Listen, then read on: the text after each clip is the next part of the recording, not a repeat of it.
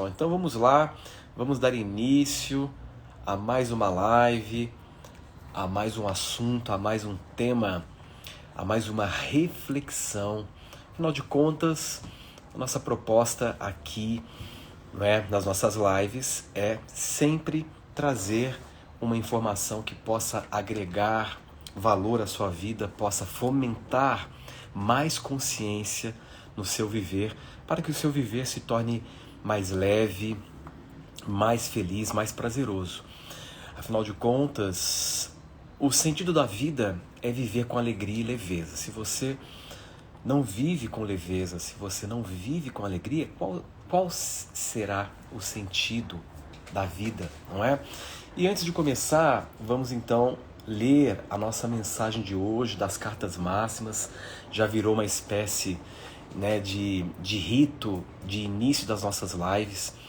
E a mensagem de hoje, vale frisar que as cartas máximas é um instrumento de autoconhecimento. Então você pode tirar uma carta e refletir sobre o significado e a mensagem. Então a nossa mensagem de hoje, ela é sobre inteligência espiritual, que na verdade é a verdadeira inteligência. A inteligência racional, ela é limitada no seu alcance. Dificilmente você vai conseguir resolver as questões emocionais, as questões internas, os conflitos internos usando apenas o intelecto. Nós precisamos de um alcance maior, e esse alcance maior, ele só é possível através da expressão, do acesso a essa inteligência espiritual, que requer uma postura para que ela se manifeste. Ela requer algumas condições essenciais para que essa inteligência possa se manifestar em você. Então, a mensagem, ela diz assim: evoluir espiritualmente não é ir além de si mesmo, e sim, olha como isso é importante, ser cada vez mais si mesmo. Ser cada vez mais si mesmo. Há dois sinais claros de que você está avançando espiritualmente e aumentando o seu nível interior. O primeiro é o aumento do nível do seu silêncio interior, e o segundo, a diminuição do nível das suas necessidades emocionais. O índice de saúde espiritual pode ser definido como o quão pacífico e empático você é com os outros e com a própria vida. A inteligência superior, da qual somos parte, sempre escreve certo por linhas certas. Muitas vezes somos nós que enxergamos tortas, pelo apego à nossa ideologia sobre como as coisas devem ser. Então essa é a mensagem para refletirmos hoje. E o nosso tema de hoje é sobre como vencer o desânimo. Como vencer o desânimo. Você se sente cansado, você se sente desmotivado, você se sente desanimado? Depois digita aqui no chat como você vem se sentindo no seu viver. Não é? E é algo que eu venho percebendo muito presente ultimamente nas pessoas de um modo geral, não é? A sensação de desânimo, que é diferente da sensação de cansaço, não é? O cansaço físico, ele é diferente daquilo que hoje eu quero tratar com vocês, que é sobre se sentir desanimado. Então, do próprio termo desânimo, nos remete ao termo ânimo ou ânima. E o termo ânima, ele vem do latim, que originalmente significa sopro de ar. O termo ânimo quer dizer sopro de ar, ou princípio vital, porque a alma, ela era vista como algo imaterial, como ar em movimento. Daí a definição de ânimo como sopro de ar que nos remete à alma. Então, quando falamos de ânimo, nós estamos falando da presença da alma em você, daquilo que te anima, daquilo que em si é o princípio de vitalidade, é o princípio de vida em nós. Então olha que interessante. Logo, ânimo tem a ver com a presença da alma no corpo. E desânimo, a sua ausência. Logo, é essencial, é fundamental entendermos aquilo que provoca em nós a desconexão com este princípio, ou aquilo que provoca em nós a conexão com este princípio. Eu já venho falando já há algum tempo nas lives, nas palestras, sobre a síndrome, uma síndrome que vem acometendo muitas pessoas. E é curioso que a incidência dessa síndrome, ela vem aumentando ao longo do tempo, que é a síndrome exatamente de ausência de alma.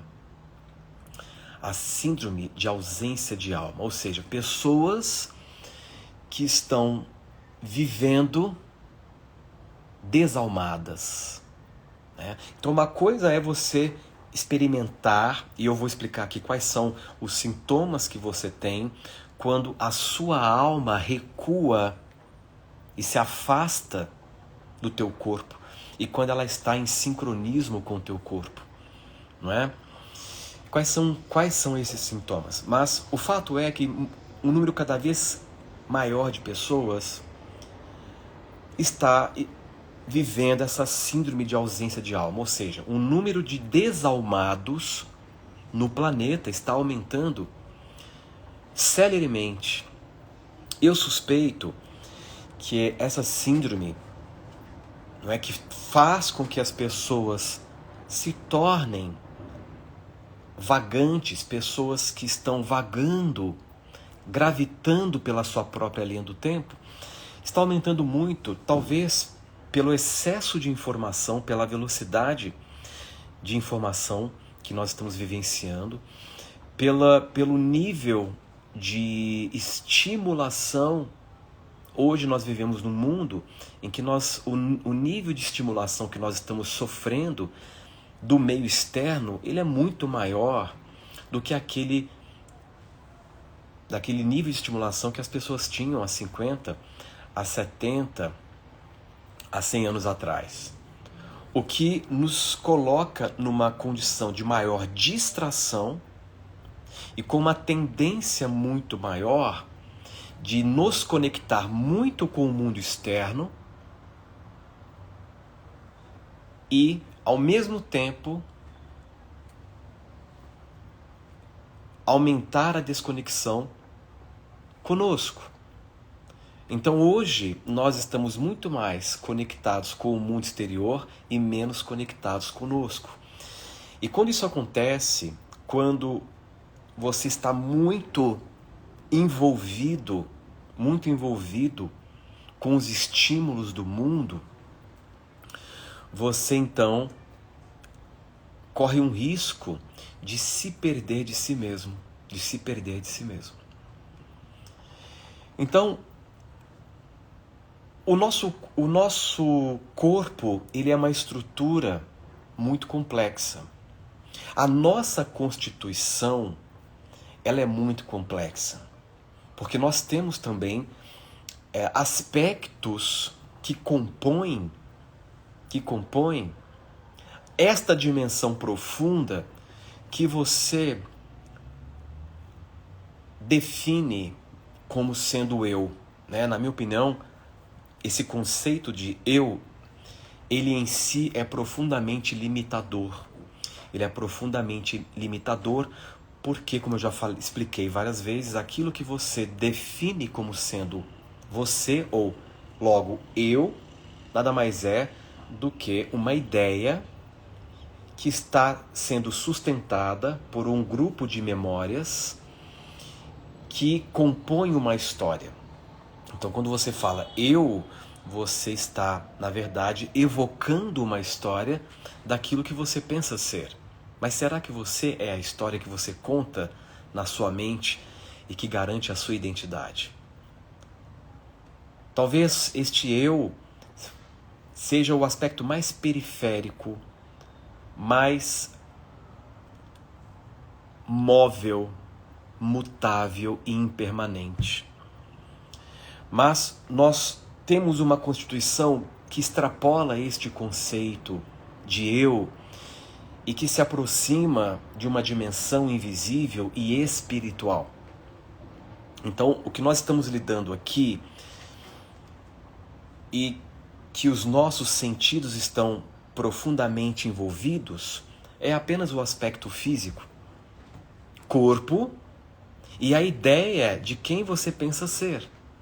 Mas nós possuímos outros aspectos que nós não temos tanto entrosamento e tanto conhecimento, e eu acredito que nós iremos aos poucos, à medida que vamos mergulhando no autoconhecimento, nós vamos desvelar essas camadas mais profundas em nós,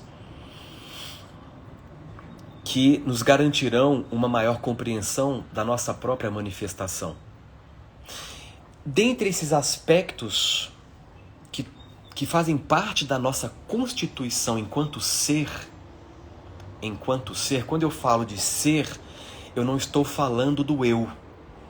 O ser é algo muito maior, muito mais profundo e muito mais complexo. O eu é apenas uma ideia que você aprendeu a se apegar. Você desenvolveu um hábito, isto é aprendizado, e através desse aprendizado você se condicionou a realmente acreditar que você é este aglomerado de memórias que você angariou ao longo do tempo até este momento. Tanto é que quando nós perguntamos para alguém quem é você, a pessoa declina uma história. Eu sou aquele que nasci em tal lugar, que fiz isso e aquilo. Mas essa é apenas uma história. Essa história está longe de definir e abarcar a complexidade e a magnitude de quem você realmente é. Enfim, quando eu me refiro ao ser, eu me refiro a algo além desta ideia que você classificou como sendo eu e se apegou. Muito bem. Este ser, ele é formado por vários aspectos. Vários aspectos.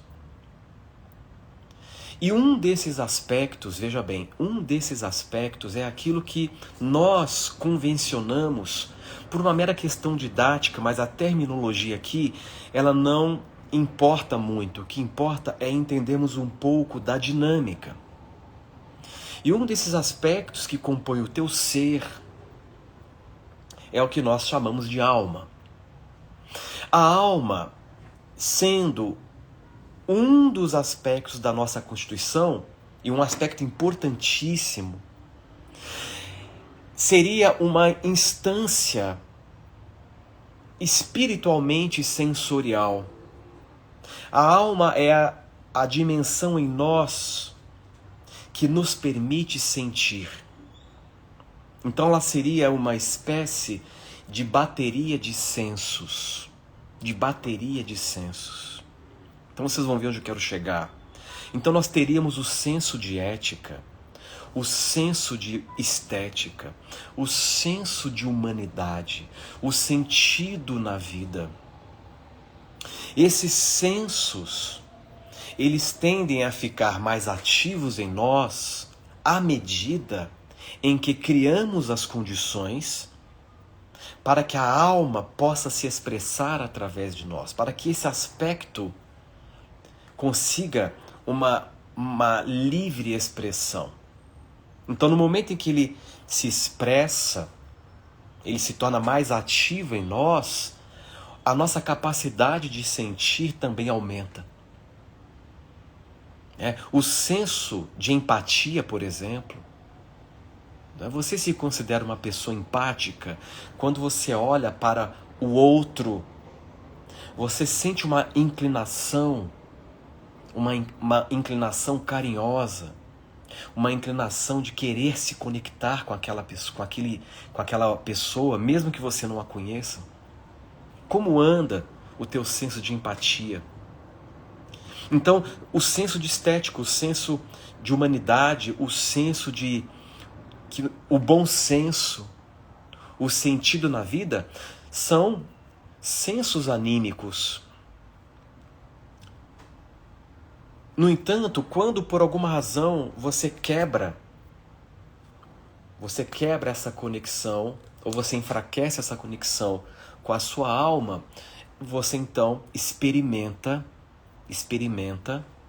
o estado, não é?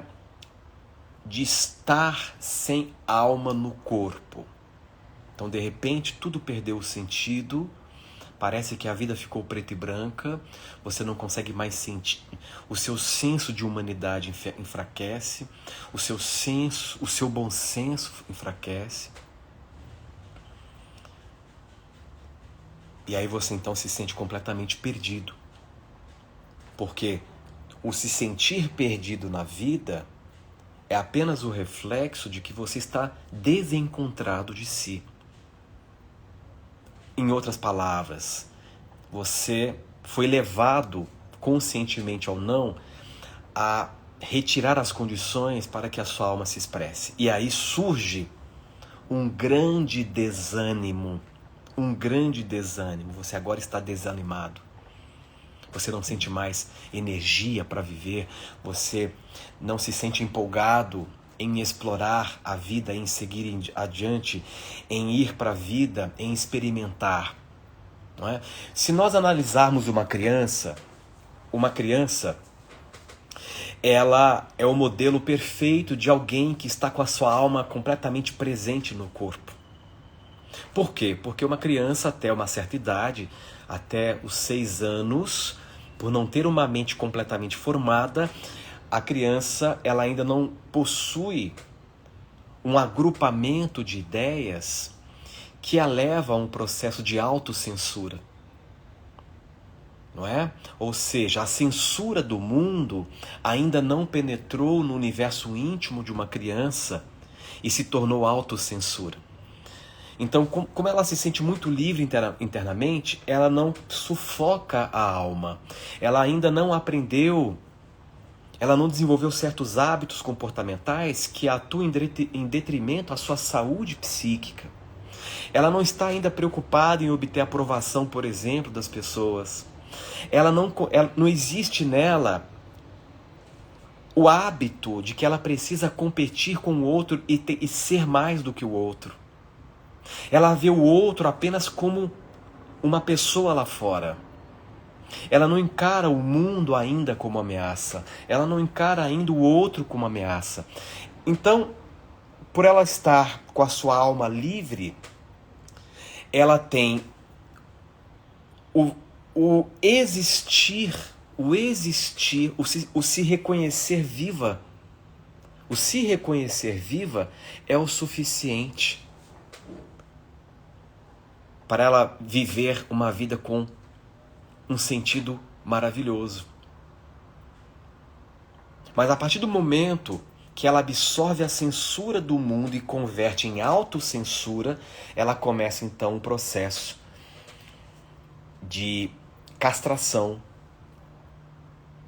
de bloqueio, de repressão, de supressão. E a partir daí começam então todos os movimentos psicológicos que irão comprometer a saúde psíquica do ser humano. Eu não estou dizendo que a censura do mundo é algo que nós não devemos olhar, mas nós deveríamos ter uma educação que nos levasse a lidar bem com o processo de censura para lidarmos de forma saudável com isso. O que é diferente, por exemplo, em algumas culturas indígenas, em que os indivíduos crescem de uma forma profundamente saudável, emocionalmente fortes, consciencialmente lúcidos e amadurecem muito rápido por não haver todo esse movimento de repressão que tolhe a manifestação da alma. E aí que é o ponto, o tolher da alma em nós. Então, quando você está com a alma no corpo, ou seja, quando você está com ela bem integrada, com ela se expressando, você se sente pleno de ânimo. Mas quando você não cria as condições ou não fornece as condições para que ela se expresse, ela se distancia e você então não tem mais a alma se expressando através do corpo. Então a sua consciência, olha que interessante, a sua consciência, a sua presença está aqui, agora, quando a sua alma está bem liberada. Portanto, quando a sua alma está se expressando aqui agora no teu corpo.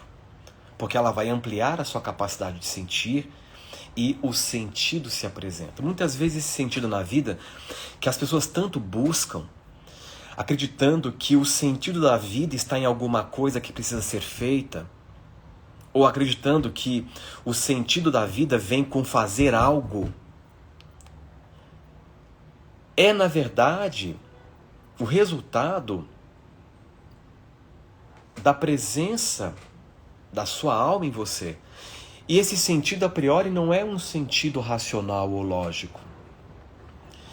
É apenas uma percepção incrementada por essa presença em você anímica que lhe permite reconhecer o sentido de estar vivo. O que não é um entendimento. Você simplesmente sente que tudo faz sentido. E isso lhe traz paz, isso lhe traz ordem, isso lhe traz um sentimento de preenchimento. E obviamente irá provocar em você a expressão do teu entusiasmo. Não é? O entusiasmo que é diferente de motivação, entusiasmo enteo, cheio de Deus. Quando a alma está no corpo, você se sente cheio. Quando a alma não está no corpo, você se sente cheio do eu da cabeça.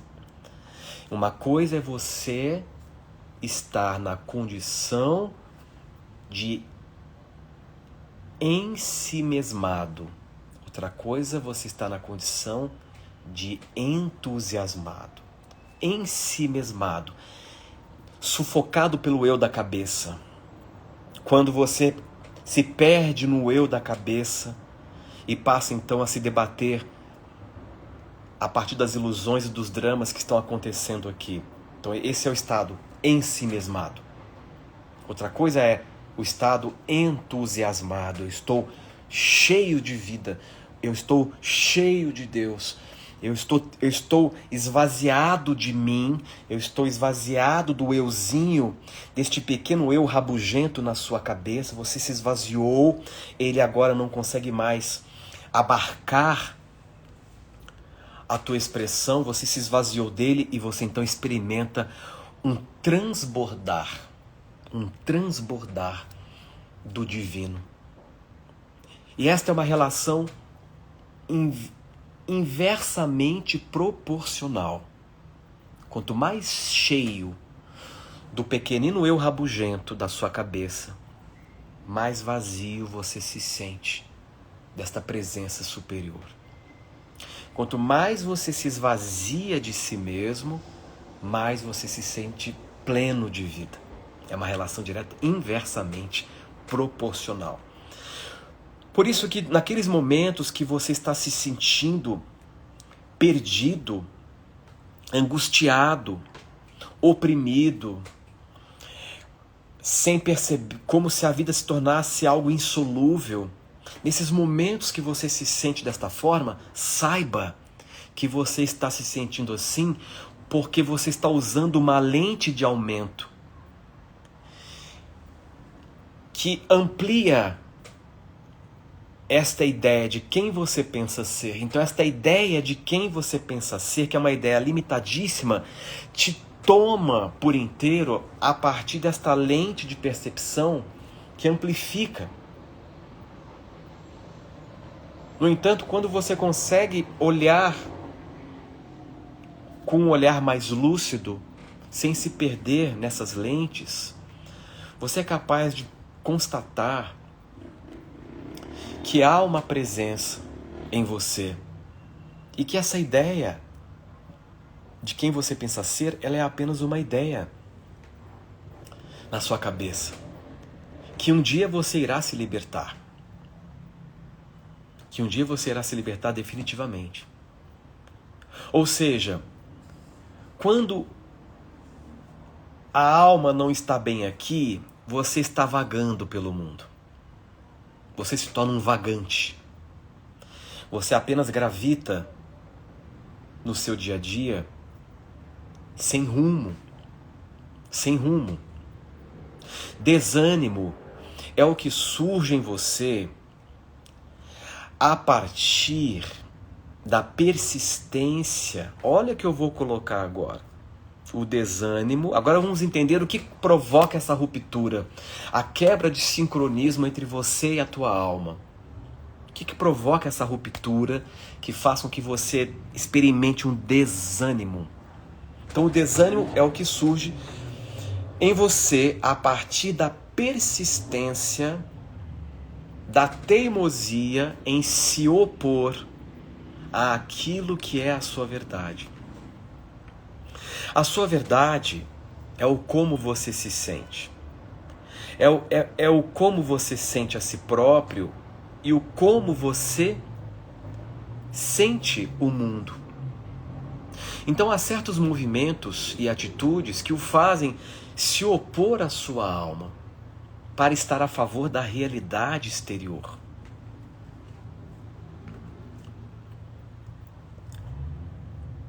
Olha que interessante. Quando você se opõe à sua alma para estar a favor da realidade exterior, do mundo, você então começa a restringir as condições que levam a sua alma a se expressar. Aqui, realidade exterior inclui pessoas, inclui situações, inclui contextos.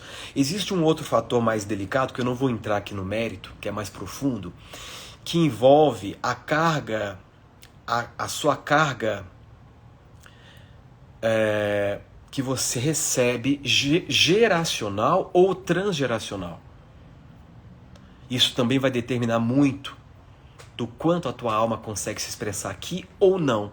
Então a carga geracional e a carga transgeracional que você carrega também pode ser um fator determinante na manifestação e na expressão da tua alma.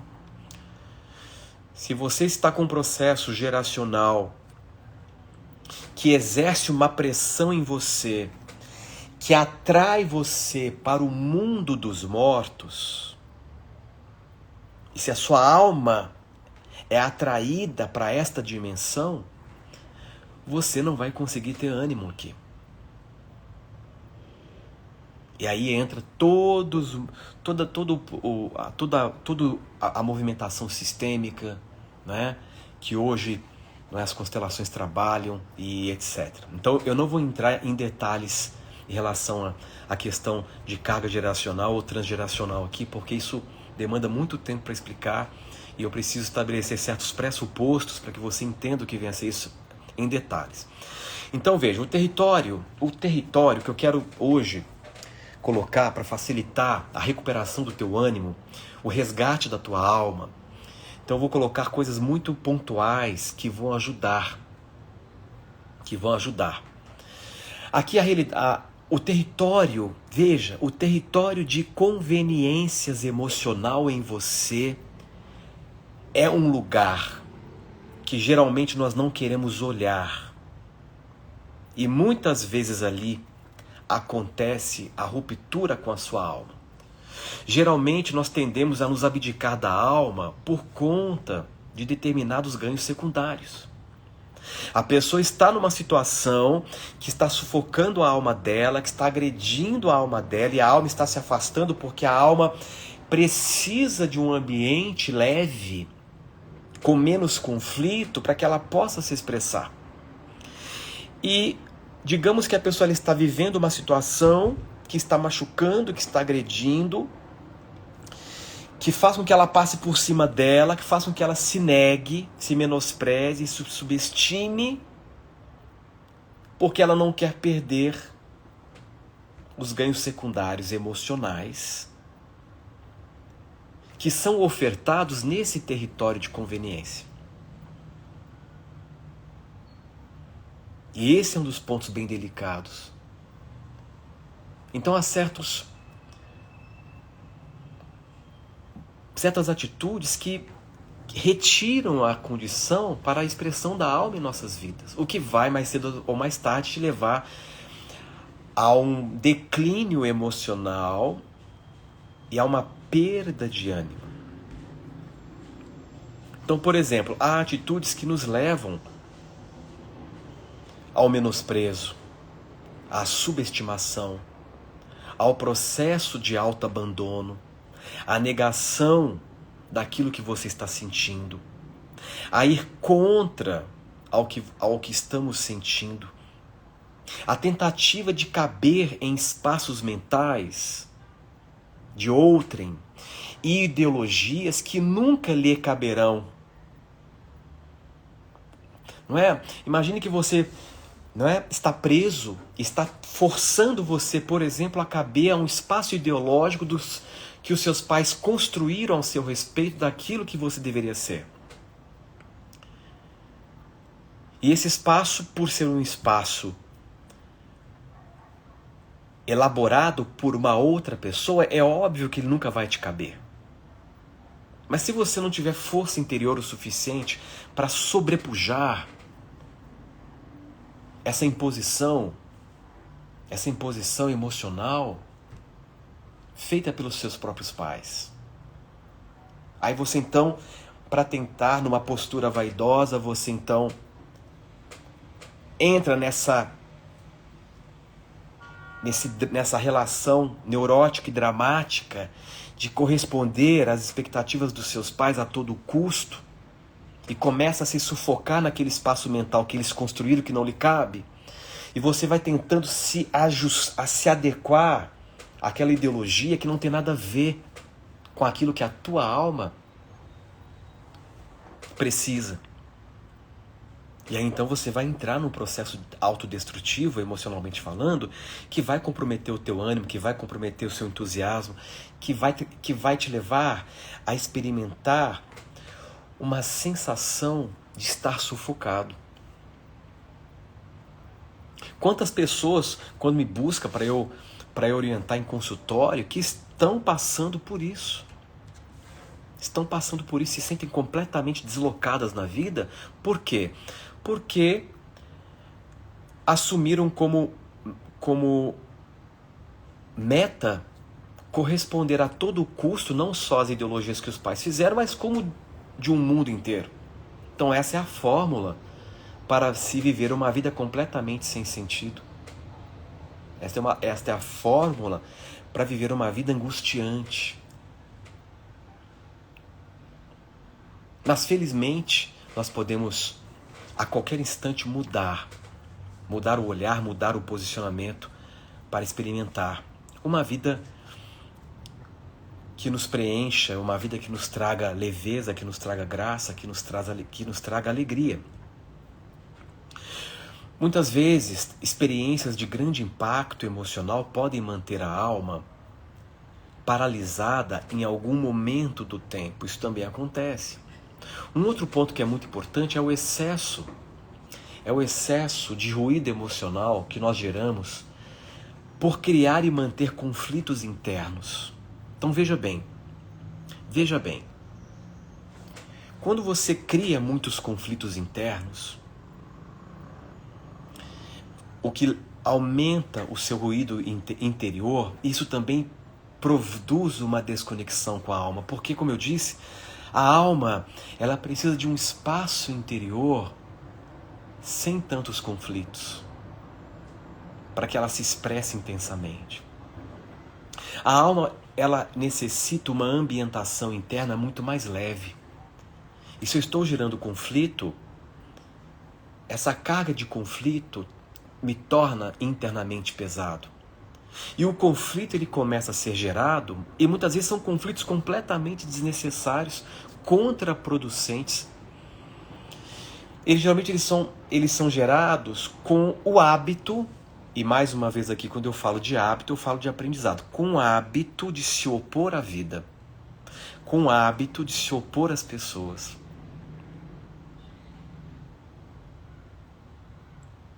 Então o que precisamos aprender é cooperar mais conosco, cooperar mais com a vida, ao invés de se opor à vida, ao invés de resistir à vida. Cooperar com as situações despende muito menos energia do que reagir às situações. Nós temos um péssimo hábito de achar que as coisas precisam ser sempre do nosso jeito. E uma das qualidades da vida é a imprevisibilidade. A qualquer momento, a vida pode te surpreender com uma situação inesperada que foge completamente àquilo que você esperava. Você está pronto para cooperar com a vida? Ou você ainda está preso na ideia de que tudo tem que ser do seu jeito? E quando você fala as coisas têm que ser do meu jeito, você está acreditando que as coisas têm que ser do jeito que este eu que habita a sua cabeça quer. Então elas podem até ser em algum momento, mas quando elas não forem, então cooperar com a vida nos ajuda a romper com os conflitos, resgata um senso de maior adequação com a própria vida. E essa cooperação, ela começa com a tua boa vontade de aceitar a vida como ela é, de aceitar as pessoas como elas podem ser. A pessoa desanimada ou desalmada é aquela pessoa que se opôs tanto às circunstâncias, que passou tanto por cima dela, que ela provocou este afastamento. Não tem coisa pior para afastar a alma do corpo do que não saber lidar com frustração. O excesso de expectativa, que vai causar o excesso de frustração em você, que vai causar, consequentemente, um excesso de revolta, que vai resultar numa grande falta de ânimo.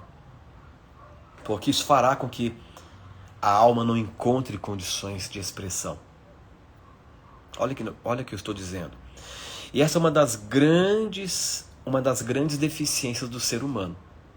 Nós não fomos orientados e educados a saber lidar, a processar, a metabolizar rapidamente a frustração. Nós não tivemos parâmetros. Algo que deveria ser ensinado desde a nossa formação de base, desde a infância. Olha, nem tudo vai ser como você espera. Vida é isso. Vida é saber lidar com o imprevisível. Vida é saber lidar com aquilo que dá para ser.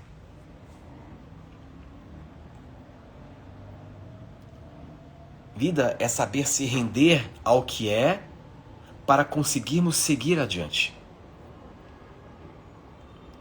Quantas pessoas que eu conheço que estão padecendo pelo simples fato de terem que lidar com algo que não foi como elas queriam. Que não foi como elas queriam.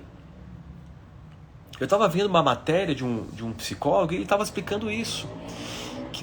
Que ele atende no seu consultórios adolescentes, jovens incríveis que falam 5, 6 idiomas, né? Pessoas inteligentíssimas, capacitadas.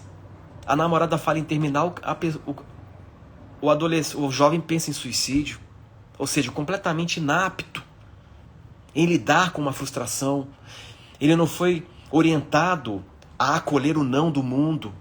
Ele não foi orientado a saber lidar com o não das pessoas. Ele não foi orientado a saber acolher o não das pessoas. Ele não foi orientado a entender que o outro tem o direito de se posicionar do jeito que ele quiser. Da mesma forma que você pode e tem o direito de dizer não para algo, o outro também tem o direito de dizer não para você. O mundo tem o direito de dizer não para você. Da mesma forma que você tem o direito de dizer não para o mundo. Não para uma situação. Mas se não tiver esta habilidade desenvolvida, essa competência emocional desenvolvida em mim, para ser mais fluido, para ser mais flexível, para ter mais jogo de cintura, para lidar com as adversidades, com a imprevisibilidade, eu vou ficar refém da frustração, e a frustração em excesso, ela causa, a posteriori, indignação e revolta. E na revolta, na indignação, você está dizendo: vida, eu me oponho a você. Quando você se indigna com algo pontual na tua vida, você não está só se indignando aquilo. Você está se indignando à vida. Grave isso. Quando você se revolta em relação a algo, a sua revolta não é só aquele algo. A sua revolta é em relação à própria vida. E quando você diz, eu digo não à vida, você fecha a principal condição que leva a sua alma a fluir. Você rouba o espaço da tua alma. E ao roubar o espaço da tua alma, o sentido se esvai por entre os dedos. O sentido da vida se esvai. A energia se esvai. O entusiasmo é perdido. O bom senso se cala em você. O que é o bom senso? A voz interna. O que é o senso comum? A voz de um povo.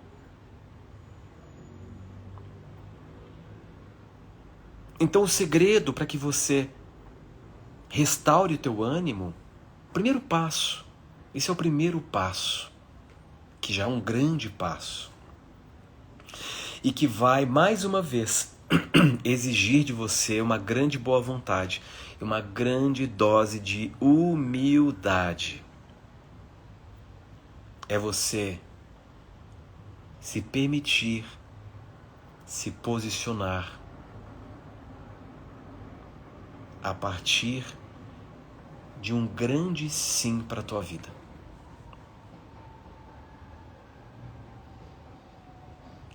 É humildemente se render e entender que você é parte de um processo maior.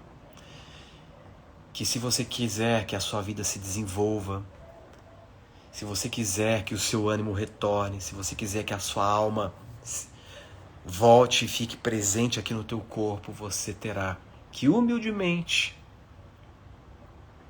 cooperar com a vida. Você vai precisar reverenciar a vida. E o que é reverenciar a vida? O que é cooperar com a vida em termos práticos? É estar disposto a acolher o seu momento como ele é.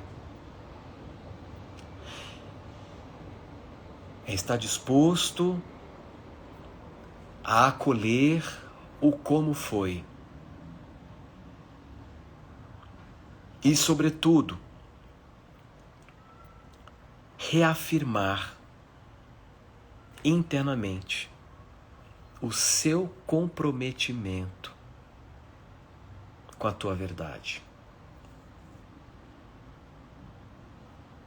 Essa é a fórmula para que o seu ânimo retorne. Quando eu digo ânimo, eu digo realmente esse sentimento, né? Esse sentimento de estar vivo, essa vontade de viver, vontade de viver.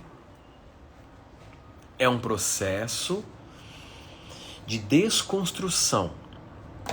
É um processo de abandono daquilo que te adoece, que é a normalidade. E é um processo de recuperação de si mesmo. Tem uma frase que eu gosto muito de um grande pensador indiano, Krishnamurti, que ele disse: não é sinal de saúde estar bem adaptado em um mundo doente. Muitas vezes estamos tão adaptados a esta normalidade aí fora que não percebemos que ela está nos adoecendo. E um dos sintomas desse adoecimento é a perda do entusiasmo pela vida. Então,